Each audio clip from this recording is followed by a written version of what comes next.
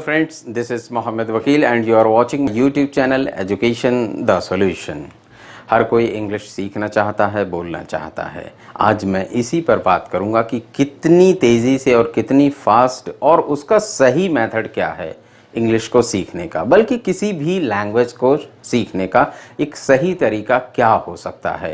क्योंकि मैं इस पर कोशिश कर रहा हूँ, इसकी एक छोटी सी एनालिसिस है, अपना ऑब्जर्वेशन है कि कैसे हम किस मेथड को, किस तरीके को ज़्यादा से ज़्यादा इस्तेमाल करके और हम इंग्लिश को सीख सकते हैं। बहुत सारे बच्चे, चूँकि हिंदी मीडियम स्कूलों के बच्चे और इंग्लिश मीडियम स्कूलों के भी बच्चे भी इतने परफेक्ट इंग्लिश में नहीं हो पाते हैं, क्योंकि हमारे यहाँ स्कूलों का जो स्टैंडर्ड है और जिस तरह की टीचिंग का मेथड है उसमें इंग्लिश को एज अ लैंग्वेज कभी नहीं लिया जाता, वरना इतनी कभी प्रॉब्लम ही नहीं होती। आपको पता है, अगर कोई यूपी बोर्ड का स्टूडेंट्स है या एमपी बोर्ड का, बिहार बोर्ड का है, तो इंग्लिश हमेशा एज ए सब्जेक्ट पहली क्लास से लेकर उसके पास 12वीं क्लास तक रहता है। 12 साल हो जाने के बाद भी उसे इंग्लिश नहीं आती है। इसकी क्या वजह है? इसकी वजह यही है कि इंग्लिश को हमने एज ए सब्जेक्ट सीखा। पास होने के लिए हम इंग्लिश पढ़ते हैं, इंग्लिश में नंबर पाना है, दैट इज़ एनफ। हमने कभी नहीं सोचा, बल्कि हमारा जो सिस्टम है, एजुकेशन सिस्टम है, वो हमें नहीं बताता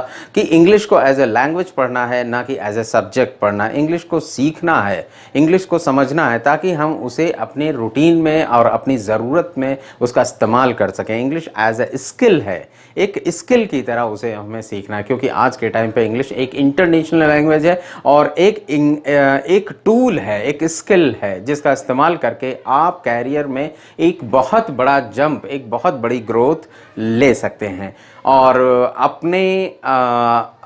अपने स्कोप को बढ़ा सकते हैं। सारी दुनिया को बहुत आसानी से आप एक्सेस कर सकते हैं। तो चलिए देखिए, बेसिक जो मैं अभी तक समझा कि इंग्लिश को सीखने के लिए या किसी लैंग्वेज को सीखने के लिए बेसिक जो ज़रूरतें हैं, उसमें हमारे पास क्या क्या चीज़ें होती हैं और कैसे हम इंग्लिश सीखते हैं। देखिए, जैसे कि हमको, चूँकि सबसे इम्पॉर्टेंट चीज़ है स्पीकिंग। अगर आप स्पीकिंग करना जानते हैं तो आप उस भाषा के माहिर हैं। That means if you are fluent, you can understand कि कोई बोलता है, आप समझ लेते हैं और उसके बाद आप उसको रिप्लाई दे देते हैं, तो that means you know very well how to speak that language. Okay, देखिए, हमारा बेसिक जो पर्पस है वो है स्पीकिंग। ओके, हमारा बेसिक पर्पस है स्पीकिंग। अब स्पीकिंग हम जानते हैं, हमारा जब भी हम जाते हैं स्पीकिंग को सीखने के लिए, बेसिक पर्पस, देखिए आप इसको ऐसे समझिए कि आपका ये टारगेट है स्पीकिंग, और इसको हिट करने के लिए आपको 3 तरह का सपोर्ट की ज़रूरत है। 3 सपोर्ट की ज़रूरत है। आप इसे एक क्या कहते हैं, एक ट्रायंगल सा आप बना सकते हैं। आप इसे यूं समझिए कि ये एक ट्रायंगल है, बिल्कुल ये एक ट्रायंगल है और ये एक ट्रायंगल है और इस ट्रायंगल के कॉर्नर पर, इसके वर्टेक्स पर आपका क्या है, आपकी रीडिंग है। ओके, आपकी रीडिंग है और आपकी राइटिंग है। ओके, राइटिंग है और एक कॉर्नर पर है आपकी listening. Okay, listening. Okay, reading, writing and listening, ये 3 आपके सपोर्टिव पिलर हैं। ये 3 सपोर्टिव पिलर हैं और अगर आपने इनको मजबूत किया तो आपकी स्पीकिंग अच्छी होती चली जाएगी। ये आपकी स्पीकिंग को सपोर्ट करेंगे। अगर आप बोलना चाहते हैं तो आप बोलिए बोलिए बोलिए, लेकिन आप कैसे बोलेंगे? आपको सपोर्ट चाहिए। देखिए, जब एक बच्चा होता है, छोटा सा होता है, और वो जब इंग्लिश सीखना, सपोज इंग्लिश की बात नहीं कर, किसी भी लैंग्वेज में जब पैदा होता है तो वो बोलने लगता है। इवन कोई इंसान कभी स्कूल ही ना जाए तो क्या ये बोलना नहीं सीखता? बोलना सीखता है। तो इसमें से कौन से 2 पिलर हैं जिनकी मदद से वो इंग्लिश या कोई भी दूसरी अपनी मातृभाषा बोलना सीखता है? देखिए, उसमें क्या है, आप बहुत अच्छी तरह समझ सकते हैं। उसमें नंबर 1 है लिसनिंग, और नंबर 2 किसे कहें?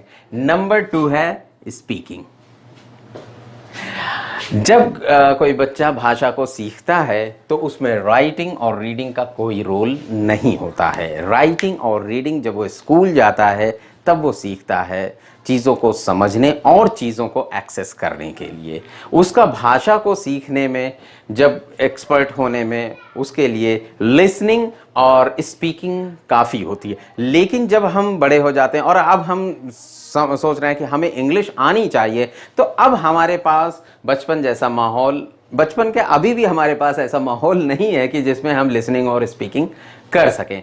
तो उसमें क्या होता है, उसमें आपको राइटिंग और रीडिंग का सपोर्ट लेना पड़ता है। राइटिंग और रीडिंग का आपको सपोर्ट लेना पड़ता है। अब देखिए, आप जितना ज़्यादा ब्रेन को एक्सरसाइज करने देंगे, जितना ज़्यादा ब्रेन का यूज़ करेंगे, उतना फ्लुएंट आप स्पीकर बनते जाएंगे, उतनी अच्छी इंग्लिश आप बोल सकेंगे। अब देखिए कैसे, सपोज आप करिए, नंबर 1 लिसनिंग है। नंबर 1 लिसनिंग, आप लिसनिंग करते हैं तो लिसनिंग देखिए एक पैसिव मेथड है, एक पैसिव मेथड है। आपको कुछ नहीं करना, चूंकि आपके पास कान है तो आप सुनते चले जाएंगे, सुनते चले जाएंगे, सुनते चले जाएंगे। इससे क्या होगा, आप का मन हो चाहे ना हो, लेकिन वो ब्रेन में कहीं ना कहीं रजिस्टर होता चला जाता। जिस तरह से छोटा सा बच्चा आसपास के माहौल से वर्ड्स को, सेंटेंसेस को लगातार लेते लेते, सालों साल लेते लेते क्या होता है कि वो धीरे धीरे फिर उसके बाद उसी को बोलना शुरू कर देता है। तो this is the first method, this is the first pillar. आप इसका इस्तेमाल, यानी कि लिसनिंग मस्ट है। आप किसी भी लैंग्वेज के एक्सपर्ट बनना है, माहिर बनना, आपको सीखना है, तो आपको लिसनिंग करनी ही पड़ेगी। अगर आपको लगता है कि आप बगैर लिसनिंग के आप स्पीकिंग करने लगेंगे तो ये बहुत मुश्किल है। और आपको ये जानना चाहिए कि हम रीडिंग के लिए, राइटिंग के लिए, इवन स्पीकिंग के लिए भी इंस्टीट्यूट ज्वाइन करते हैं, कॉलेज ज्वाइन करते हैं, स्कूल्स ज्वाइन करते हैं, लेकिन हम को दुनिया में कोई भी लिसनिंग के लिए कोई इंस्टीट्यूट नहीं है, कोई कॉलेज नहीं, कोई स्कूल नहीं है। लिसनिंग को कभी भी हम इम्पोर्टेंस ही नहीं देते हैं, लेकिन लिसनिंग हमारे जीवन में, हमारी ज़िंदगी में बहुत अहमियत रखते हैं। जो लोग लिसनिंग सीख लेते हैं वो दुनिया में बहुत कामयाब होते हैं। लिसनिंग के बहुत सारे पहलू हैं, कभी हम किसी उस पर बात करेंगे, लेकिन आज हम चूँकि लैंग्वेज की बात कर रहे हैं, इंग्लिश की बात कर रहे हैं, जिसमें लिसनिंग बहुत ज़रूरी है आपके लिए। ओके, लिसनिंग, चूँकि लिसनिंग एक पैसिव है, आपको कुछ भी नहीं करना, आपको सुनाई देना, आप कान में लगाया या फिर कहीं से आवाज़ आ रहा है, आपने कुछ ऑडियो चालू कर दिया, डिबेट चालू कर दी, आप कंटिन्यू आपको इसकी प्रैक्टिस करनी है। 10 मिनट 15 मिनट डेली का डेली, डेली का डेली, ये आपको करना ही करना है, ये आपको करना है। आपके समझ में आता है नहीं आता, इससे फ़र्क नहीं पड़ता। उसके बाद आप रीडिंग की तरफ जाइए। ओके, उसके बाद आप रीडिंग की तरफ। अच्छा देखिए, लिसनिंग हो, रीडिंग हो या राइटिंग हो, स्पीकिंग आपको कंटिन्यू करना है। स्पीकिंग चाहे वो गलत हो चाहे सही हो, आपको कोशिश तो करनी ही पड़ेगी। यानी कि ऐसा है कि जैसे कोई तैरने वाला आपको बताए हाथ ऐसे मारना, हाँ पैर ऐसे मारना है, और 10 साल आपको बताते रहे तो भी आप तैरना नहीं सीखेंगे। कोई इंस्ट्रक्टर, किसी जिम का इंस्ट्रक्टर आपको कितना भी कहे कि आप ऐसे डंबल उठाइए, ऐसे एक्सरसाइज करिए, ये करिए, वो करिए, बहुत सारे, वो 10-12 साल तक, सालों साल आपको ये बताता रहे आप ऐसा करें, और अगर आप ना करें तो क्या आप सीख जाएंगे? आप कभी नहीं सीखें। आपकी मसल्स बनेंगे, बिल्डअप हों, कभी नहीं होंगे, आप कुछ भी नहीं होंगे, वैसे के वैसे वहीं के वहीं आप रहेंगे। या फिर आप 2-4 दिन करेंगे और उसके बाद थक जाएंगे और उसके बाद आप छोड़ देंगे, तो क्या आपकी मसल्स बन जाएंगी? आपकी बॉडी तैयार हो जाएगी? आप आर्नोल्ड श्वार्ज़नेगर बन जाएंगे? कभी नहीं। तो आपको करना क्या पड़ेगा? करना आप ही को पड़ेगा, करना आप ही को पड़ेगा। यानी आपको प्रैक्टिस स्पीकिंग की करनी ही करनी है। उसके बाद रीडिंग की बारी आती है। रीडिंग में क्या होता है? रीडिंग बिल्कुल पैसिव मेथड नहीं है। रीडिंग बिल्कुल पैसिव मेथड नहीं है। रीडिंग जब आप करेंगे तो रीडिंग में आपको मेहनत करनी ही पड़ेगी। इसमें आपका ब्रेन प्रोसेस करेगा। देखिए, इसमें आपका ब्रेन प्रोसेस करेगा, और जब ब्रेन काम करेगा, चूंकि आप जो सामने बुक रखी हुई है, अगर आप उसको ध्यान नहीं देंगे तो आप उसे पढ़ नहीं सकते। जब जैसे ही आप ध्यान देंगे, आपका ब्रेन प्रोसेस करेगा और वर्ड्स आपके जहन में रजिस्टर होते चले जाएंगे। अब इसके अंदर मेथड आपको क्या यूज़ करना है? जब भी आप रीडिंग करेंगे, रीडिंग आप 1 पैरा 2 पैरा 10 लाइन 5 लाइन कितना भी पढ़ें, आपको उसमें वर्ड्स मिलेंगे, वर्ड मीनिंग मिलेंगे, आपको उसको एक तरफ लिखते चले जाना है। रोज के रोज 5-10 इस तरह से नए नए वर्ड मीनिंग अपनी वोकैबुलरी में ऐड करना ही करना है, मस्ट है। आप इसे ऐड करते चले जाइए। देखिए, आपके पास बहुत सारा जो है ज़ख़ीरा इकट्ठा हो जाएगा। Okay, this is reading, this is the power of reading. Reading के साथ साथ जब आप रीडिंग में आपको नए नए वर्ड्स मिलते जाएंगे तो आपका क्या हो गया, आपकी स्पीकिंग अच्छी होती चली जाएगी। आप लगातार सुन रहे हैं, सुनने के साथ साथ रीडिंग कर रहे हैं, वर्ड्स का प्रोनाउंसिएशन, वर्ड्स की अंडरस्टैंडिंग आपके अंदर आती चली जाएगी। और देखिए आपको कुछ नहीं, 10-15 मिनट ये हो गया, 10-15 मिनट रीडिंग हो गई, और उसके बाद आपको 10-15 मिनट डेली की डेली स्पीकिंग की प्रैक्टिस करनी है। तो इससे जो वर्ड्स आपके ब्रेन में जा रहे हैं उन वर्ड्स का इस्तेमाल होता चला जाएगा। ओके, और इस तरीके से आपकी फ्लुएंसी बढ़ती जाएगी, आपकी लर्निंग कैपेसिटी बढ़ती जाएगी, क्योंकि ब्रेन अब काम कर रहा है। Now the next pillar is writing. Writing में क्या होगा, राइटिंग के लिए आपको क्या करना है। राइटिंग, देखिए राइटिंग एक पूरा का पूरा एक्टिव मेथड है, यानी कि ये एक आउटपुट है। अगर हम कह लें लिसनिंग और रीडिंग एक तरह से इनपुट है, जैसे कंप्यूटर में इनपुट और आउटपुट डिवाइसेस होती हैं, उसी तरह इस ब्रेन के लिए हमारे पास लिसनिंग और रीडिंग एक इनपुट डिवाइस है। लेकिन राइटिंग क्या है, इनपुट मेथड है, सॉरी, लेकिन राइटिंग क्या है, राइटिंग पूरा का पूरा आप एक तरह से आउटपुट, इसका आउटपुट है, रिजल्ट है। आउटपुट कैसे है, क्यों, क्योंकि आपके पास प्लेन पेपर है, बिल्कुल कोरा कागज है, और आप उसमें लिख रहे हैं। जब आप लिखेंगे तो वो वर्ड्स, आप सेंटेंसेस और वर्ड्स कहाँ से आएंगे, जाहिर सी बात है वो ब्रेन में आएंगे। वो ब्रेन में कहाँ से आए, आपकी लिसनिंग और रीडिंग से वो ब्रेन में रजिस्टर हुए, और ब्रेन से फिर वो निकलकर पेपर में आते हैं। इससे क्या हुआ, इससे आपकी साइकिल कंप्लीट हो गई, साइकिल कंप्लीट हो गई, और आपके पास आपने जो नॉलेज लिया था वो वेरीफाई हो जाता है, यानी कि वो ब्रेन में मौजूद है, ब्रेन में निकल नहीं गया, वो है। यानी कि जब आप बहुत अच्छा सुनेंगे, बहुत अच्छा पढ़ेंगे, तब कहीं जाकर आप कुछ लिखेंगे। तो कभी आप लिसनिंग और रीडिंग आपने बहुत अच्छी किया, बहुत बढ़िया किया, लेकिन जब आप राइटिंग करेंगे तो आप देखेंगे कि आपने कितनी बढ़िया राइटिंग की है। आपको पता चलेगा जितना आपने सुना था, आपने राइटिंग सिर्फ 10%, 5% ही आपने उतना बेहतरीन, उतना अच्छा, उतना करेक्ट लिखा है।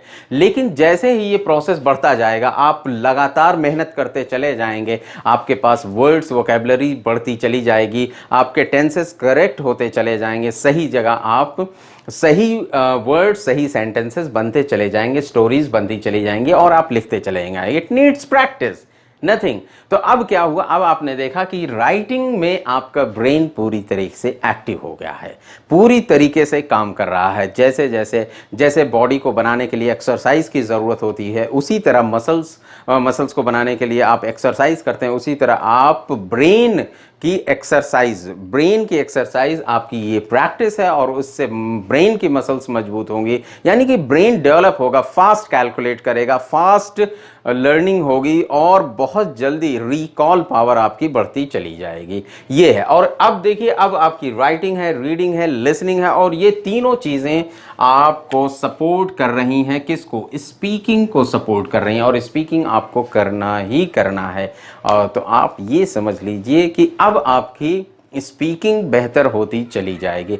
आप यकीन मानिए, अगर आप इसे 90 डेज प्रैक्टिस करते हैं, अगर आपने इसे 90 डेज प्रैक्टिस किया, 90 डेज में सिचुएशन बदल जाएगी। चाहे जीरो से आप शुरू करें, लेकिन अगर आप regular 10-15 minute listening, 10-15 minute reading, 10-15 minute writing और 15 मिनट की स्पीकिंग करते हैं, कुल मिलाकर कितने मिनट होते हैं, 1.25 घंटे होते हैं। 1 घंटे 15, 1 आवर 15 मिनट, 1 आवर 15 मिनट। आप ये सोचिए कि अगर आप अपने 24 आवर में 1 घंटे 15 मिनट इंग्लिश लर्निंग को देते हैं, और लगातार आप जब 90 डेज करेंगे तो आपका कॉन्फिडेंस इतना बूस्ट हो जाएगा, आपको यकीन नहीं होगा कि कितनी सारी वर्ड मीनिंग मैं सीख चुका हूँ, और मेरी लिसनिंग, इंग्लिश को अंडरस्टैंड करने की listening capacity, reading capacity, writing capacity, हर चीज़ में इम्प्रूवमेंट हो गया है,